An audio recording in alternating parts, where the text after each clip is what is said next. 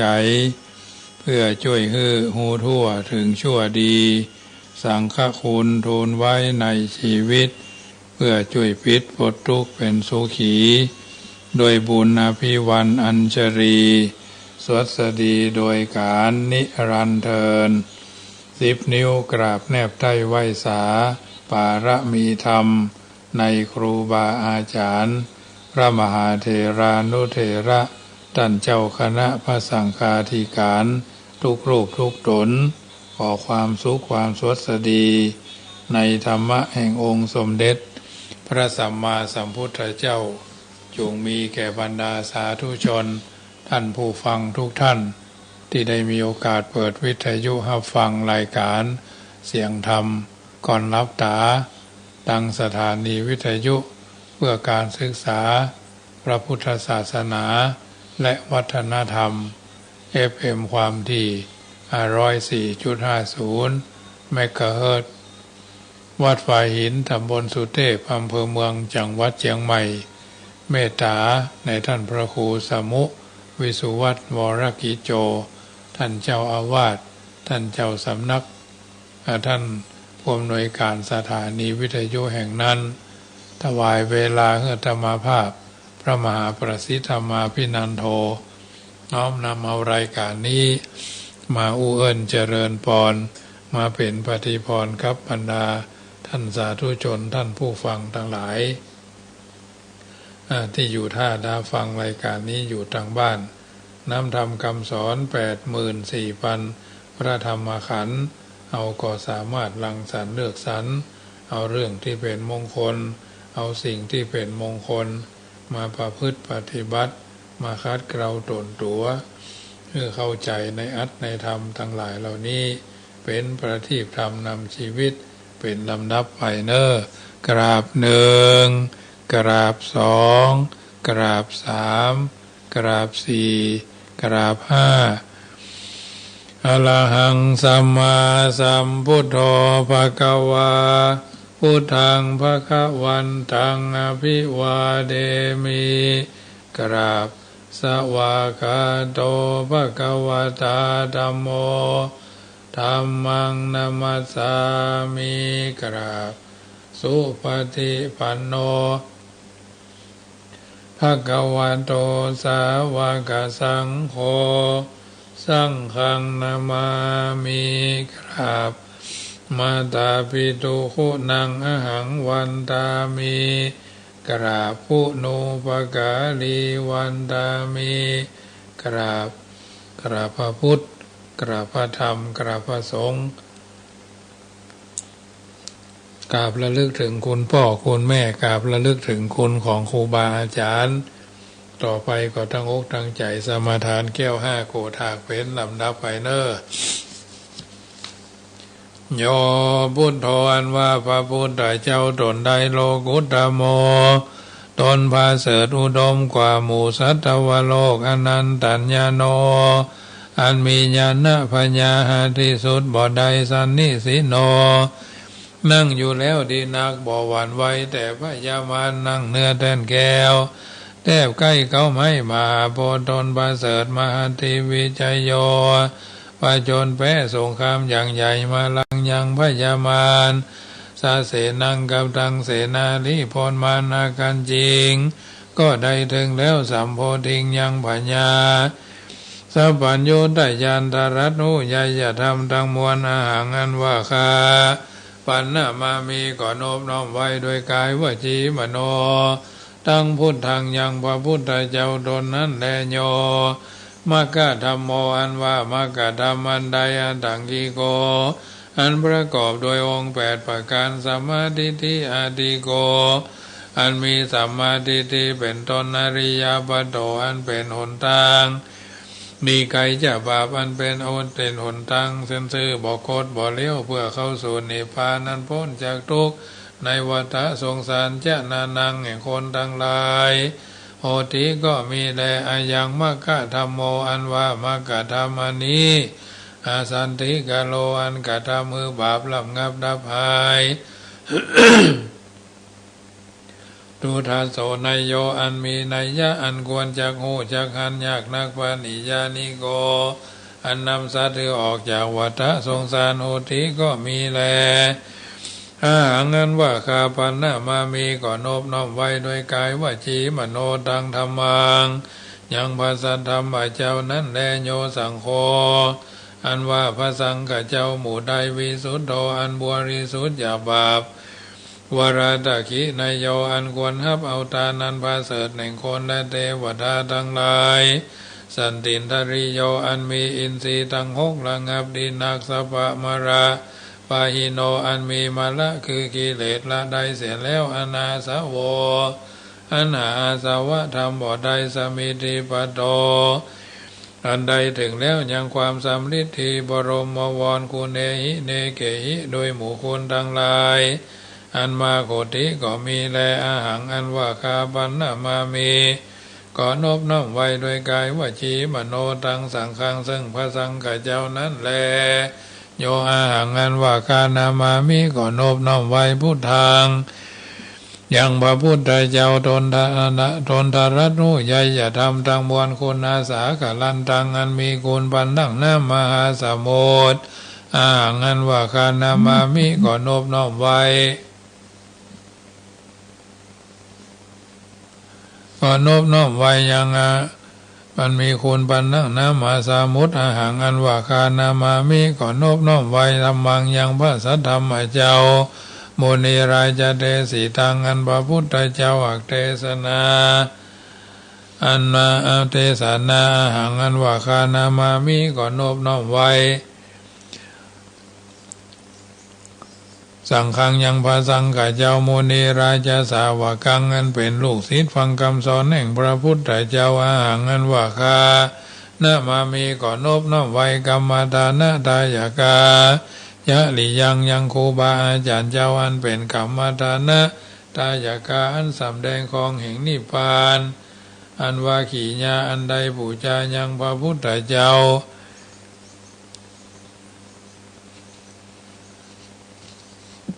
ยังครูบาอาจารย์เจ้ากรรมฐานะทายกาอันนิพพานามากุเทสกังอันสำแดงของแห่งนิพพานขีญาอันว่าขีญาอันใดพุทธาปูชาอันว่าขีญาอันใดปูชายังพระพุทธเจ้ามหาเตจามีเตจาอนุภาวะอันมากธรรมะปูชา อันว่าขีญาอันใดปูชายังพระสัทธรรมเจ้ามหาปัญญามีปัญญาอันมากสังฆปูชาอันว่าขีญาใดปูชายังพระสังฆเจ้ามหาโภคามีโภคาสัมปติเขาของอันมากก็มีแลมะยังอันว่าผู้คาทั้งหลายละพระมหาเสขอจงจะได้ทัศนันจะยังขีญาอันหันเมตตายะพุทธสายังพระพุทธเจ้าเมตตายะอันจักมาเป็นพระพุทธเจ้าไปนาบุตรอันว่าพระพุทธเจ้าเมตตายโยตนชื่อเมตตายะอันคนและเทวดาทั้งหลายหาปูชาอนุปัจจโตบอกเกิดมาเตือยาว่าตับใดมายังอันว่าผู้ฆ่าทั้งหลาย สังสารันโตปิแม่นด่วนเร็วไปมาคือตายแล้วเกิดเอากำเนิดหลายทีในวัฏสงสารมกะมามหาเสขอจงจะได้ถึงคือว่าขอจะได้เกิดอบายเยในอบายทุกติคือนรกเป็นเปรตเป็นสัตว์เดรัจฉานตับใดด้วยกรรมอันใดปูชาการวะโดยธูปโดยเทียนเข้าตอกดอกไม้อันนี้เธอจงเป็นปัจจัยกำจูคือได้นิพพานโอตุจงมีโนแก่ผู้ฆ่าทั้งหลายเที่ยงแท้แด่เธอนะโมตัสสะภะคะวะโตอะระหะโตสัมมาสัมพุทธัสสะนะโมตัสสะภะคะวะโตอะระหะโตสัมมาสัมพุทธัสสะนะโมตัสสะภะคะวะโตอะระหะโตสัมมาสัมพุทธัสสะพุทธังสรณังกัจฉามิธัมมังสรณังกัจฉามิสังฆังสรณังกัจฉามิทุติยัมปิพุทธังสรณังกัจฉามิทุติยัมปิธัมมังสรณังกัจฉามิทุติยัมปิสังฆังสรณังกัจฉามิตติยัมปิพุทธังส สรณังกัจฉามิตติยัมปิธัมมังสรณังกัจฉามิตติยัมปิสังฆังสรณังกัจฉามิสรณะกัมมนังพุทโธสัพพัญโญทยโนธัมโมโลกุตโลนาวาสังโฆมะคาปะระโตจาอิเจตังรัตนะทยังเอตัสสะอนุภาเวนะสัพพะอันตรายโยวินาสันตุโนติปิโสภะคะวาอะระหังสัมมาสัมพุทโธวิชาจารณะสัมปันโนสุขโตโลกาวิทูอนุตตโลปุริสธรรมสารติสัทธาเตวามนุสานังพุทโธภควติสวากาโตภควตาธัมโมสันติติโกอากาลิโกเอหิปัสสิโกโอปนาญิโกปัจจตังเวทิทัพโพวินโยหิติสุปฏิปันโนภควโตสาวกสังโฆอุจุปฏิปันโนภควโตสาวกสังโฆสามิจิปฏิปันโนภควโตสาวกสังโฆยติตังจัตตานิปุริสายุคานิอัตถปุริสาภุคลาเอสาภควโตสาวกสังโฆอาหุนายโยปะหุนายโยตักขินายโยสักขินายโยอัญชลีกาลนิโยอนุตตรังปุญญเกตังโลกัสสาติติปิโสภควาตานะปารมีสัมปันโนตานะอุปปารมีสัมปันโนตานะปรมัตถะปารมีสัมปันโนเมตตาไมตรีกรุณามุทิตาอุเบกขาปารมีสัมปันโนอิติปิโสภควาศีลปารมีสัมปันโนศีลาอุปปารมีสัมปันโนศีลปรมัตถปารมีสัมปันโนเมตตาไมตรีกรุณามุทิตาอุเบกขาปารมีสัมปันโนอิติปิโสภควาเนกัมมาปารมีสัมปันโนเนกัมมาอุปปารมีสัมปันโนเนกัมมาปรมัตถปารมีสัมปันโนเมตตาไมตรีกรุณามุทิตาอุเบกขาปารมีสัมปันโนติปิโสภควาปัญญาปารมีสัมปันโนปัญญาอุปปารมีสัมปันโนปัญญาปรมัตถปารมีสัมปันโนเมตตาไมตรีกรุณามุทิตาอุเบกขาปารมีสัมปันโนอิติปิโสภควาขวิริยะปารมีสัมปันโนวิริยะอุปปารมีสัมปันโนวิริยะปรมัตถปารมีสัมปันโนเมตตาไมตรีกรุณามุทิตาอุเบกขาปารมีสัมปันโนอิติปิโสภควาขันติปารมีสัมปันโนขันติอุปปารมีสัมปันโนขันติปรมัตถปารมีสัมปันโนเมตตาไมตรีกรุณามุทิตาอุเบกขาปารมีสัมปันโนอิติปิโสภควาติฐานะปานะสัจจะปารมีสัมปันโนสัจจะอุปปารมีสัมปันโนสัจจะปรมัตถปารมีสัมปันโนเมตตาไมตรีกรุณามุทิตาอุเบกขาปารมีสัมปันโนอิติปิโสภควาติฐานะปารมีสัมปันโนอธิฐานะอุปปารมีสัมปันโนอธิฐานะปรมัตถปารมีสัมปันโนเมตตาไมตรีกรุณามุทิตาอุเบกขาปารมีสัมปันโนเมตตาไมตรีกรุณามุทิตาอุเบกขาปารมีสัมปันโนอิติปิโสภควาเมตตาปารมีสัมปันโนเมตตาอุปปารมีสัมปันโนเมตตาปรมัตถปารมีสัมปันโนเมตตาไมตรีกรุณามุทิตาอุเบกขาปารมีสัมปันโนติปิโสภควา อุเบกขาปารมีสัมปันโนอุเบกขาอุปปารมีสัมปันโนอุเบกขาปรมัตถปารมีสัมปันโนเมตตาไมตรีกรุณามุทิตาอุเบกขาสัพพารมีสัมปันโนอิติปิโสภควาทัสสะปารมีสัมปันโนทัสสะอุป ปารมีสัมปันโนทัสสะปรามัตถะปารมีสัมปันโนเมตตาไมตรีกรุณามุทิตาอุเบกขาปารมี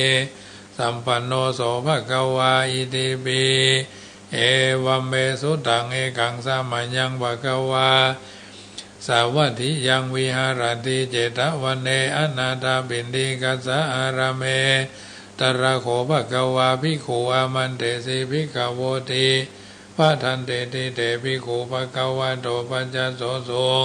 ภควาเอตัตโวจาเมตตายาภิกขเวเจโตวิมุตติยาเสวิตายาภาวิตายาภาหุริกตายายานิกตายา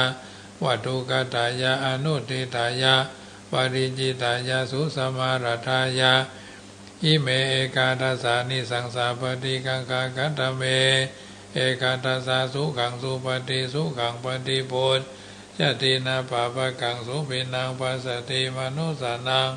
ปิโยโหติอมนุสานังปิโยโหติเทวตารกันตินาสาอาคิวามิสังวาสัตถังวากามติตุวาตังจิตังสมาธิยติมุขวันโนวิปัสสิตติอาสามุลาโหกลังกโรติอุตตะลิงอัปติวิจันโตภมะโรกูปะโคโหติเมตตายาภิกขเวเจโตวิมุตติยาอเสวิตายาภาวิตายาภาหุริกตายายานิกตายาวโตกตายาอนุติตายาปริจิตายา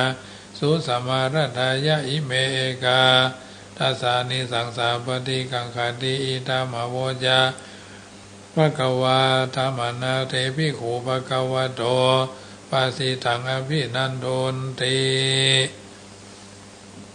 สวาธุสวาธุพระปัญญาปารมี30ตาสวาธุพระปัญญาปารมีวัดแวดล้อมวิริยาปารมีอ้อมระวังดีศีลปารมีบังออกบังดาบเมตตาปารมีพาแพ้ทางปืนด้านหน้าปารมีคือเป็นปืนดังต่ออุเบกขาปารมีคือก่อเป็นเวียงสัจจะปารมีแวดละวังดีเป็นไม้ไตขันติปารมีกายเป็นออกเป็นดาบบางนาไม้และปืนไฟอธิตานาปารมีพันดาบไปทุกแห่งแข่งแข่งแง่งกว่าฝูงหมู่มารพิสร้างไว้เพศทุกทวีภพที่พังไปนี้นั่งทอรณีอัศจรรย์โสสะเหมือนฟันอยู่ข้างๆน้ำนาทีนองกว้างเท่ากว้างแตกตีฟองระนองระนอกกลายเป็นเขาตอกดอกไม้ถวายปูจาบาแก้วแก่นไทยสตันพระพุทธังเอ่ยจงมาบายโปรดอนุญาตโทษโปรดผู้ค้าแต่ดีลีแม่ธรณีออกมาเหตุมวยผมอยู่ที่ท่าจ้างหายใครกัจังงาซับดินพ่นน้ำนาทีลงพัดวายพอจ้างวายหักทบเท้าพยามาน้องเอาปูนกลัวกับยอมือขึ้นโดนหัวใส่เกาผู้ค้านี้เราได้ชื่อว่าลูกศิษย์พระพุทธเจ้าผู้มีบุญสมปานันมากนักพระพุทธเจ้าจึงตั้งพระปัญญาภาละมีไว้เข้าจันตั้งไว้ตั้งนาก็ได้เข้าจันตั้งไว้ตั้งไว้ตั้งนาก็ได้เข้าจันตั้งไว้ตั้งหลังก็ได้เข้าจันตั้งแต่หัวแปลวตีนก็ได้เข้าจันตั้งแต่ตีนแปลวหัวก็ได้เข้าจันแสนว่าลูกผืนจักมาเสมอเหมือนฝนแสนหาก็บ่มีมาจากใครใดข้าพเจ้าเลยใดชื่อว่าพุทธคุณังธรรมะคุณังสังฆคุณังพุทธอินตาธรรมะอินตาสังฆอินตาอาสาหับแม่ธรณีผู้อยู่เหนือน้ำผู้อยู่ข้ามแผ่นดินการข้าได้ระลึกเกิดถึงหาคุณพ่อคุณแม่คุณครูบาอาจารย์คุณพระแก้วเจ้าทั้ง3ประการคือคุณพระพุทธคุณพระธรรมคุณพระสงฆ์คุณแดดคุณฝนคุณน้ำคุณลมคุณไฟคุณกุศลเจ้าก็ดีคุณนางอุตราเจ้าก็ดีคุณพระปเจกเจ้าก็ดีคุณพระตนเมตตาภาวนาเจ้าก็ดีจงมาสัมพิทักษ์รักษาคุ้มครองตั้งกำนาและกำลังยังทนตัวแห่งผู้ฆ่าตั้งแต่ทีกาการละยามนี้วันนี้ค่ำคืนนี้และต่อไปนี้ชิมแด่เธอพุทโธพุทธังอาสาธัมโมธัมมังอาสาสังโฆสังฆังอาสาพุทโธพุทธังอะระหังธัมโมธัมมังอะระหังสังโฆสังฆังอะระหังพุทโธพุทธังกันหะธัมโมธัมมังกันหะสังโฆสังฆังกันหะอายุวันโนสุขังพลัง ยังบุญยังอันว่าบุญอันใดอัมหากังแห่งผู้ขาดดังลายกันตัวอันใดกระทำปั้มเป่งแล้วทานะมายังวาอันได้ฮือทานก็ดีศีละมายังวาอันได้รักษาศีลก็ดี ภาวนามายังวาอันได้จำเริญภาวนาก็ดีนิพพานาปัจจโยขอจงฮือเป็นปัจจัยกำโจฮือผู้ขาดดังลายปันใดไปหอดเวียงแก้วยอดเนรปานอาสวะขยังอันเสี่ยงไปแห่งกิเลสธรรมทั้งหลายโหตุจงมีโนแก่ผู้ขาดทั้งหลายนิจังเที่ยงแท้แด่เตอเอาละสัตยาติโยมท่านผู้ฟังทั้งหลายได้ยินได้ฟังการสวดพุทธคุณธรรมคุณสังฆคุณเรียบร้อยเป็นปกติแล้วต่อไปก็จะอู้ธรรมะเป็นปฏิพรกับบรรดาท่านสาธุชนที่อยู่ท่าดาวฟังวันเป็นประจำน้ำธรรมคำสอนส่วนนี้ขอมอบเป็นปฏิพรกับท่านทั้งหลายทุกคนคนเฮาทุกคนนั่นเกิดมาจำจะต้องมีหน้าที่ที่จะต้องทำทั้งนั้นเป็นละอ่อนก็ทำหน้าที่ละอ่อนเป็นผู้ใหญ่ก็ทำหน้าที่ของผู้ใหญ่เป็นพระเนนเถรชีคฤหัสถ์ชาวบ้านก็ต้องทำหน้าที่ตามภาวะของตนเมื่อจะย่นย่อลงก็คงหันได้เป็นสองหน้าที่ผู้ใหญ่กับหน้าที่ของผู้น้อยคนเราต้องทำหน้าที่ทั้งสองอย่างนี้แม้จะเป็นผู้น้อยก็ทำหน้าที่ของความเป็นผู้น้อยก็ยังจะต้องเตรียมตัวทำหน้าที่ผู้ใหญ่ในวันข้างหน้า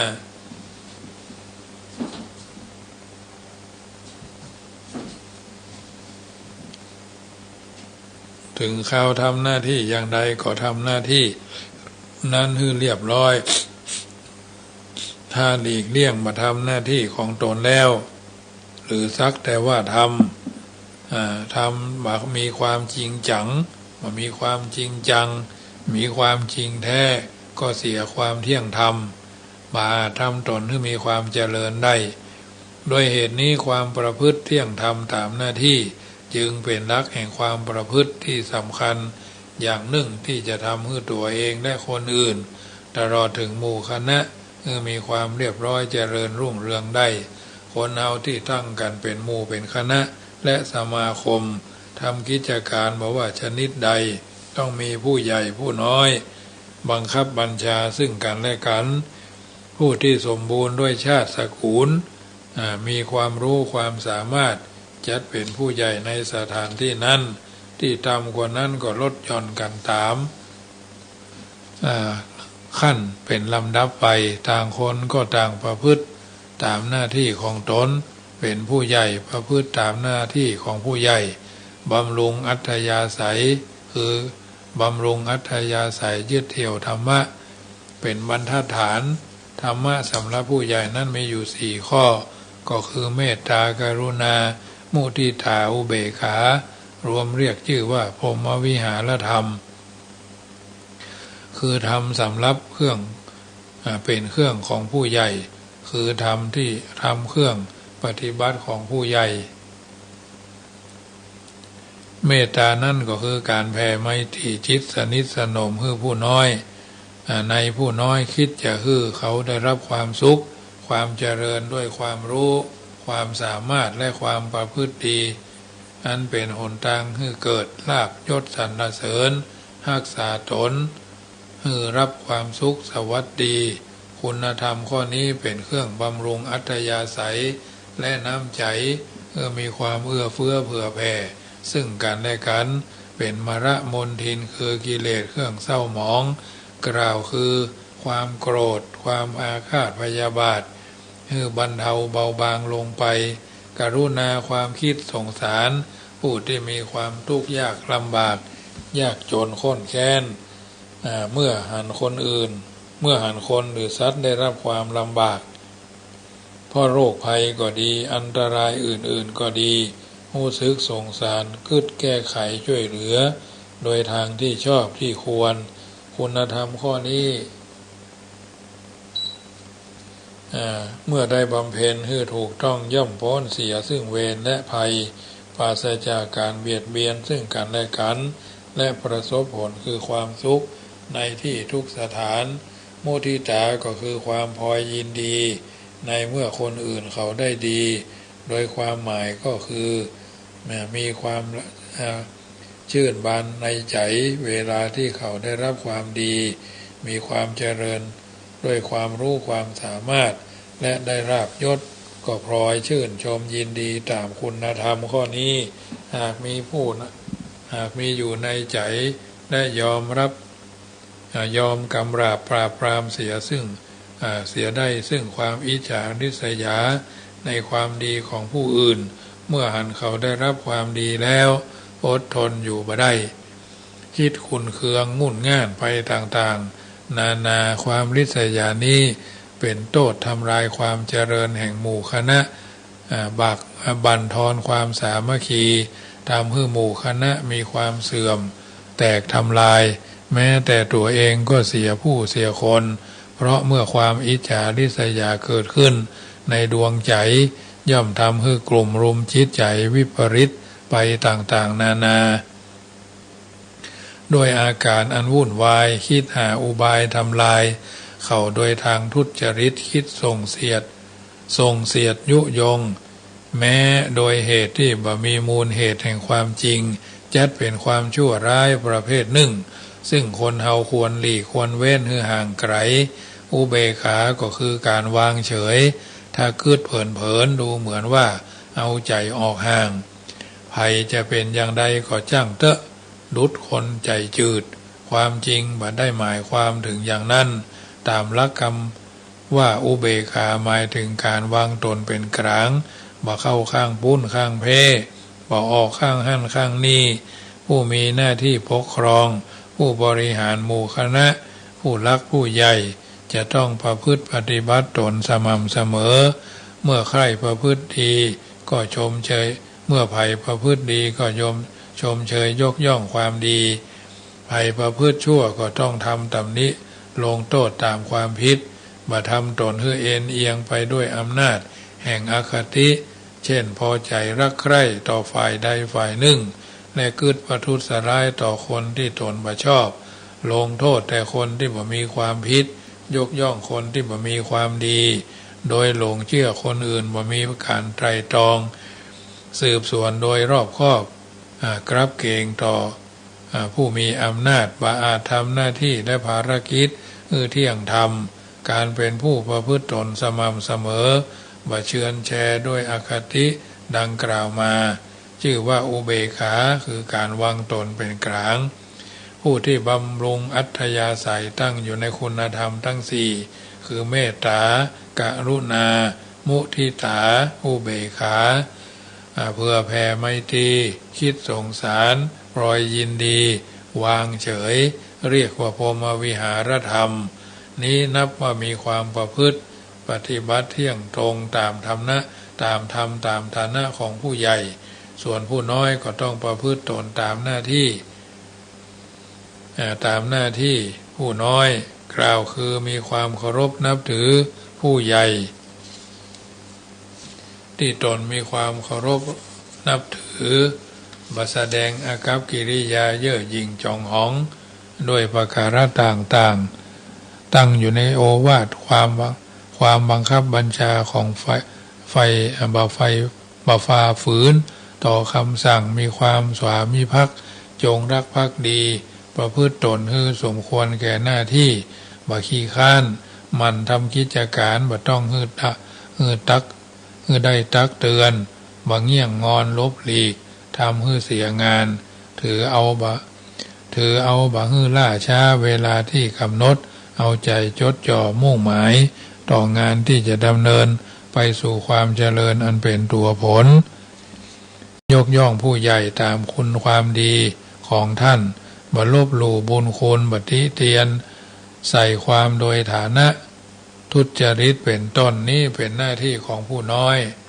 ทั้งผู้ใหญ่และผู้น้อยหากต่างก็มีความประพฤติที่เที่ยงธรรมตามหน้าที่ของตนดังกล่าวมาก็จะทำให้เกิดความพร้อมเพรียง มีความสามัคคีปองดองเป็นอันหนึ่งอันเดียวกันความระแวงกินแหนงแคลงใจในระหว่างกัน และกันก็จะบังเกิดขึ้นความผาสุกความเจริญยักมีขึ้นแก่ตนแก่ตนธรรมะของผู้ใหญ่และคุณธรรมของผู้น้อยยังมีแถมมากขอให้ท่านทั้งหลายนำไปพิจารณาปรับใช้เดินทางชีวิตโดยมีหลักธรรมประคับประคองกันสืบไปทีนี้หลักของการเป็นคนล้มละลายปกติคนเฮานั้นต้องมีการดิ้นรนต่อสู้เปิดห้องว่าระวังล้มประกอบวิชาชีพทำหน้าที่การงานการค้าการขายธุรกิจโดยวิธีการต่างๆเพื่อการดำรงไว้ซึ่งชีวิตเพื่อความอยู่รอดปลอดภัยและการดำเนินชีวิตนั้นบางเทื่อบางครั้งก็ต้องมีการหยุดการชะงักการเบรกการเพลาเอาไว้มินำซ้ำบางทีเกือบจะเอาตัวบรอดเพราะปัญหาที่เกิดขึ้นนั้นเอาแก้บ่ถูกจุดและชีวิตของคนเฮาจะให้มีความราบรื่นโดยตลอดไปย่อมเป็นไปบ่ได้เพราะเฮาต้องตกอยู่ในภายใต้อำนาจกรรมคือการกระทำที่เฮาทำเหมือนกับการใช้ถนนใช้รถบนถนนหนทางแต่ละแห่งย่อมมีการตกหลุมตกร่อง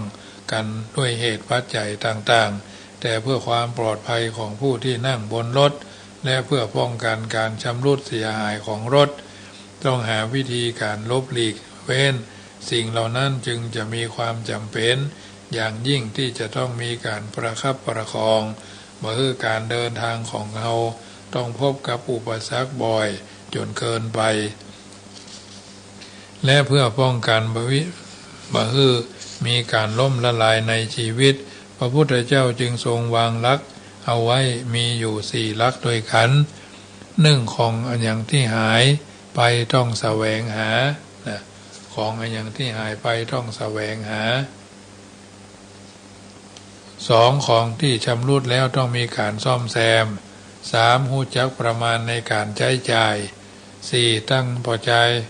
ที่มีศีลมีความซื่อสัตย์เป็นผู้บริหารมีหลักสำคัญอยู่ว่าการขวนขวายความมั่งมีบ่สำคัญเท่าการประหยัดทรัพย์การขวนขวายหาความมั่งมีบ่สำคัญเท่ากับการประหยัดทรัพย์เพราะคำโบราณว่าไว้ว่าอันเงินทองเป็นของพ่อแม่ให้ไม่รู้จักรักษาก็หายสูญอันเงินทองเป็นของพ่อแม่ให้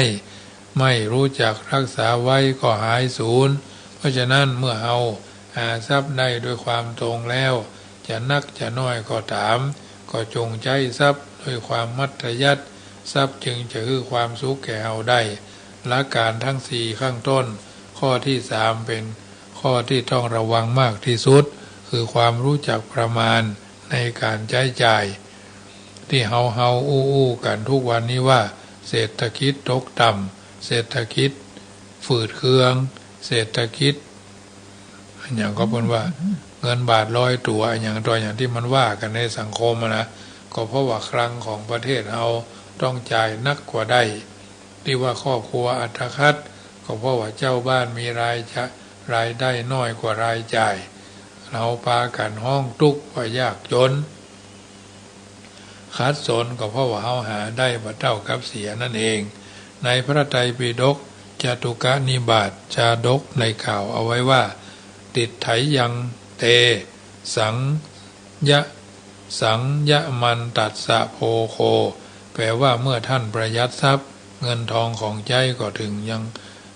ก็จะถึงคงอยู่ได้เมื่อท่านประหยัดทรัพย์เงินทองของใช้ก็จะถึงคงอยู่ได้นอกจากนี้ยังมีคำสุภาษิตของชาวยุโรปเมืองนอกว่าไว้ว่าระวังการใช้จ่ายเล็กๆน้อยๆเพราะรูรั่วนิดเดียวยังทำให้เรือใหญ่จมลงมหาสมุทรได้และว่าผู้ที่ประสงวนเหรียญไว้จะบ่ได้เงินที่เป็นธนบัตรผู้ที่ประสงวนเหรียญไว้จักบ่ได้เงินที่เป็นธนบัตร เพราะฉะนั้นเมื่อต้องการประหยัดทรัพย์ไว้จ่ายในสิ่งที่จำเป็นพอดีสมควรแล้วเพราะรู้จักใช้จ่ายแล้วจึงควรคิดถึงวิธีการรักษาทรัพย์สมบัติไว้ข้อที่1ข้อที่2และข้อที่4ต่อไปข้อที่1ว่าอะไรที่หายไปต้องแสวงหาข้อที่2ว่าอะไรชำรุดต้องซ่อมแซมผู้ที่มีความเลินเล่อมักจะวางใจบ่ค่อยเอาใจใส่อันยังขาดอันยังมีอยู่นี่เป็นเหตุอันสำคัญอย่างหนึ่งที่จะทำทรัพย์สมบัติคือพินาศย่อยยับเสื่อมสูญไปมีคำโบราณสอนไว้ว่าอย่าไว้ใจทางอย่าวางใจคนจะจนใจเองเขาจะปล่อยให้วัวหายแล้วก่อนแล้วจึงล้อมคอกหรือเมื่อขโมยเข้าบ้านแล้วจึงซ่อมแซมประตูหน้าต่างรอให้หิวเข้าก่อนแล้วจึงต่ำเข้าหุงเข้านึ่งเข้าอุ่นเข้าเนาะเป็นการใจบ่ได้ของทุกสิ่งทุกอย่างที่เป็นของเฮาจะมีก้าน้อยหรือจะมีก้านักหากว่าหายไปก็จะต้องเสาะแสวงหาจะวางไว้ที่ไหนเก็บไว้ที่ใดก็ตามถูกไผขโมยเอาไปต้องตรวจสอบตรวจตราสำรวจอย่าปล่อยปละละเลยต้องใส่ใจที่จะสืบเสาะค้นหามาไว้ใจว่าของมันหายไปแล้วก็ให้มันหายไปเสาะหาใหม่ดีกว่าอย่างนี้จะทำให้เป็นแนวทางแห่งการล่มละลายประการที่2ต้องมีการบูรณะซ่อมแซมพัสดุที่ค่ำคร่าที่ชำรุดทรุดโทรม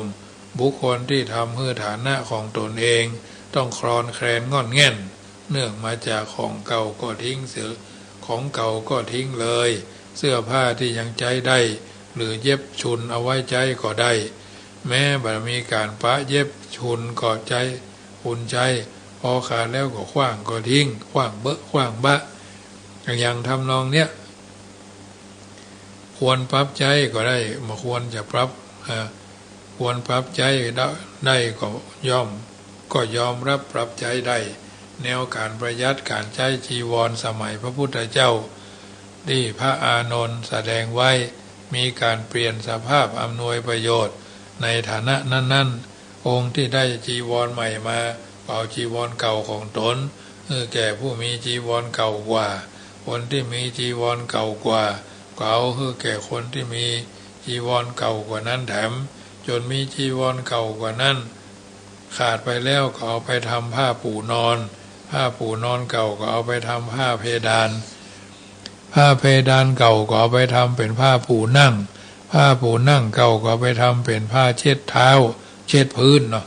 ผ้าเช็ดพื้นเก่าก็เอาไปทำผ้าเช็ดเท้าผ้าเช็ดเท้าเก่าก็เอาไปท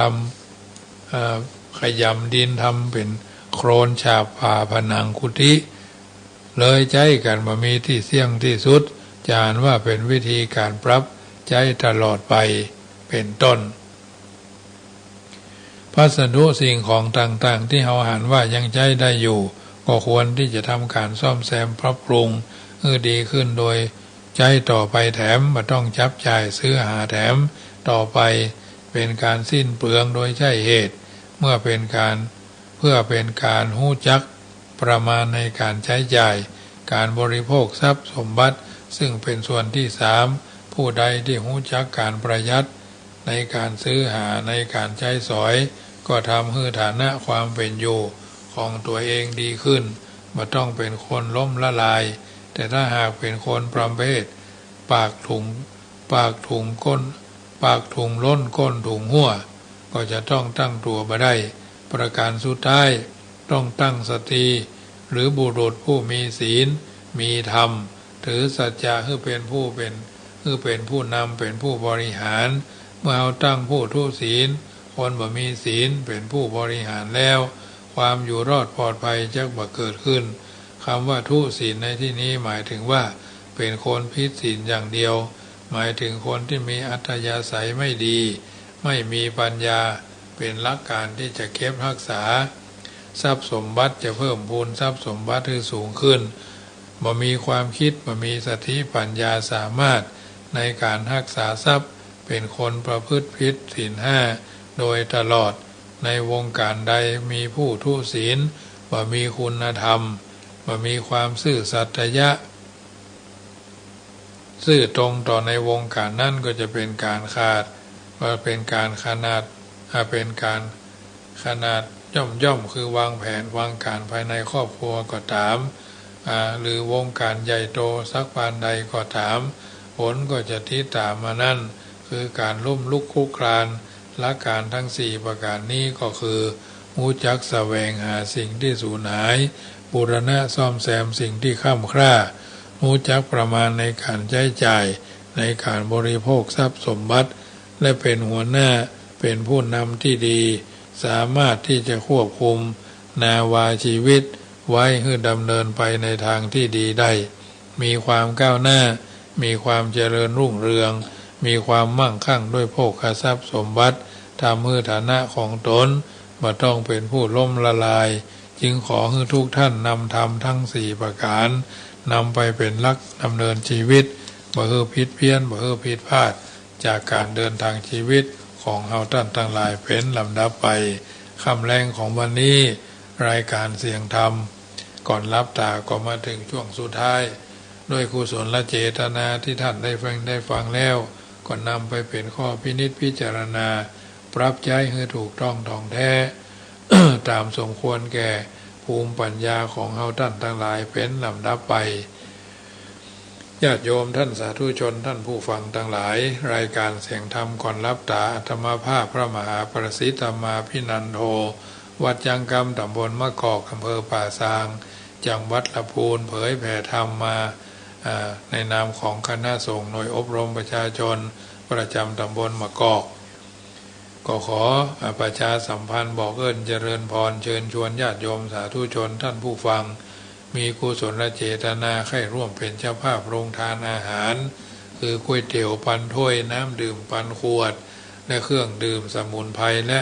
น้ำชากาแฟน้ำอุ่นถวายพระเจ้าพระสงฆ์และคฤหัสถ์ญาติโยมซึ่งจะเดินมากับขบวนกิจกรรมเดินเทศสันถีถวายอาจาริยปูชาครูบาเจ้าสรีวิจัยวาระครบ145 ปีชาตการพ่อหลวงปู่ครูบาเจ้าสรีวิจัยถ้ายังมีชีวิตก็จะได้145 ปีท่านมรณภาพเมื่อ2482ท่านชาตการเกิดวันที่11มิถุนายนพุทธศักราช2421ปีเสือณบ้านบันสะณวัดณบ้านปางตำบลศรีวิจัยอำเภอลี140 กว่าปีที่แล้วบ้านเมืองเป็นบ้านป่าเมืองเป็นบ้านป่าดงไพรเนาะเป็นหนทางที่เดินตามป่าตามเขาเดินทางลอนแรมแฮมป่ากันเป็นเวลาหลายมื้อหลายวันกว่าจะถึงจุดหมายพระคุณท่านก็สร้างคุณูปการะแก่พระพุทธศาสนาสร้างหนทางขึ้นดอยสุเทพสร้างหลายสิ่งหลายอย่างสร้างวัดพระสิงห์บูรณะวัดพระสิงห์บูรณะวัดพระธาตุหริพูนชัยบูรณะวัดสำคัญวัดสลีศรีโสดาพ่องและวัดอื่นๆวัดพุทธบาทตากผ้าวัดบ้านปางเนาะวัดบ้านห้องหลวงคณะธรรมญาตราก็วันนี้เป็นวันพระเตรียมงานวันพรุ่งนี้เมื่อเจ้ากินข้าวงายแล้วก็เดินทางจากวัดบ้านปางมาสู่วัดห้วยละตำบลป่าภูอำเภอบ้านโฮงนอนบ้านโฮง1 คืนนอนห้วยละ1 คืนรุ่งเจ้าวันที่7ก็เดินทางจากวัดห้วยละมุ่งตรงมาสู่วัดบ้านโฮงหลวงตำบลบ้านโฮงเป็นวัดที่ครูบาเจ้าอุปสัมปทาเปกเป็นทุเจ้าณอุโบสถวัดบ้านโฮงหลวงเจ้าวันที่8ใส่บาตรหยาดน้ำแล้วกินข้าวน้ำจ้ำข้าวงายแล้วก็เดินทางจากวัดบ้านโฮงหลวงมุ่งตรงมาที่เขตติดต่ออำเภอป่าซางและอำเภอบ้านโฮงที่โรงเรียนธรรมสาธิตศึกษาวัดนครเจดีย์คณะสงฆ์ตำบลนครเจดีย์เขต1เขต2คณะสงฆ์ตำบลบ้านเรือนคณะสงฆ์ตำบลบ้านเรือนคณะสงฆ์ตำบลน้ำดิบก็จะมาถวายการต้อนรับกันจุดนั้นเสร็จจากหั่นก็มาที่ไฟฟ้า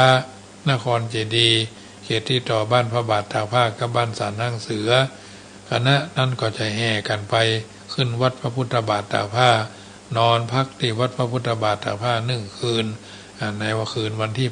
6 โมงครึ่งโดยประมาณคณะศรัทธาประชาชนในอำเภอป่าซางก็จะมาจุ่มนุมกันที่วัดพระพุทธบาทตากผ้าถือจตุปัจจัยมาร่วมกินร่วมทานกันบ้านละเล็กละน้อยตามเจตนาขอเมตตากันหมู่บ้านละ5 คนพระเจ้าประสงค์นำขบวนมาร่วมทำบุญกันที่มณฑลพิธีศาลาหลวงวัดพระพุทธบาทตากผ้าต่อจากนั้นวันที่9เมื่อเจ้าธรรมาภาพในนามของเจ้าของท้องถิ่นเจ้าของท้องที่ก็จะได้นำปาศิษยานุศิษย์และคณะญาติโยมร่วมกันจละจตุปัจจัยเป็นเจ้าภาพเลี้ยงก๋วยเตี๋ยวปันถ้วยก๋วยเตี๋ยวหมูสับเนาะผักเจ้าอุ่นๆฮ้อนๆเนาะผักเจ้าตั้งแต่6 โมงเจ้าถึง9 โมงขวาย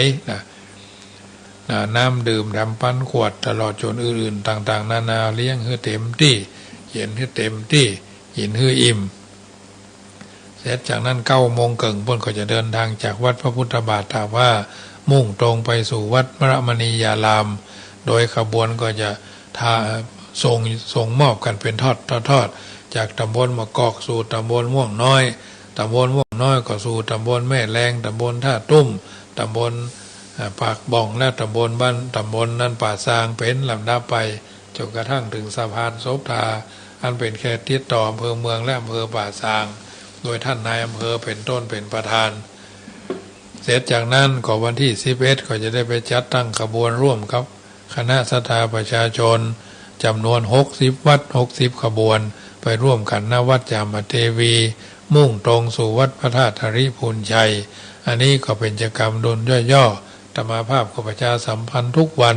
ทุกเจ้าทุกแรงทุกเจ้าทุกแรงโดยญาติโยมได้ยินได้ฟังแล้วคิดจะได้ค่อยใจถึงเอาก็คนละปูนเหมือนกันก็ช่วยกันสร้างเสริมเพิ่มเติมสิ่งอันใดอันหนึ่งที่ช่วยได้ปัจจัยคนละ10 บาท20 บาท100 บาท1,000 บาทก็แล้วแต่น้อมกันคนละเล็กคนละน้อยแต่ละจุดหรือเขามีโอกาสว่างเว้นจากภาระธุระวันที่11ก็เดินไปร่วมขบวนกันที่วัดจามเทวีกู่กุฏหรือวัดพระธาตุธริพูนชัยก็ได้คนก็คงจะเป็นเรือนหมื่นเนาะคงจะเป็นเรือนหมื่นอย่างน้อยก็5,000ขึ้นเนาะทางนี้ทางนั้นเขาทำเพื่อครูบาเป็นมหาเถระที่เสียสละตึงแรงกายแรงใจสร้างวัดสร้างวาบูรณะวัดบูรณะวา109 วัดโดยลำดับอายุอานามของพระคุณท่านก็ได้60 ปีได้มรณภาพละจากโลกนี้ไปเหลือได้ไว้แต่นามโคตตังนะจีรติอันนี้เป็นต้นญาติโยมสาธุชนได้ยินได้ฟังรายการนี้ก็นำไปพิจารณาปรับปรุงเปลี่ยนแปลงแก้ไขนึกถึงคุณงามความดีที่บุญกุศลที่เราได้ช่วยกันทำครูบาเจ้าทำแล้วก็เป็นตัวอย่างคนรุ่นหลังอย่างหมู่เฮาเราเจ้าข้าได้หู้ได้เข้าใจแล้วก็นำมาปรับใช้เดินทางชีวิต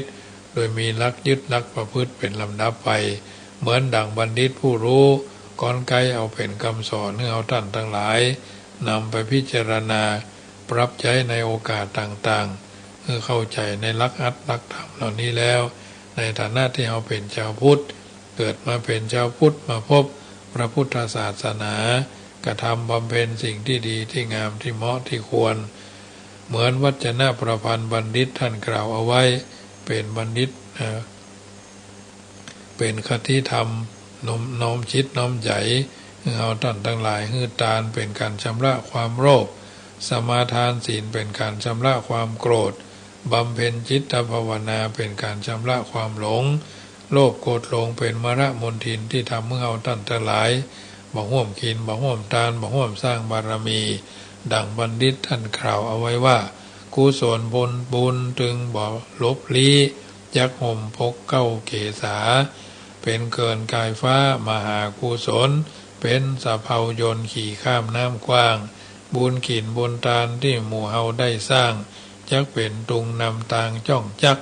บ่ฮือตกจมแดนอัตคัดที่พระพุทธเจ้าบ่เสด็จไปจะเป็นเข้าทิพย์น้ำทิพย์ปัจจัยติดตัวเฮาไปชาตินี้ชาติหน้าสะทาโสถีพระวันตุโวอายุวันโน สุขังพระลังขอเจริญพร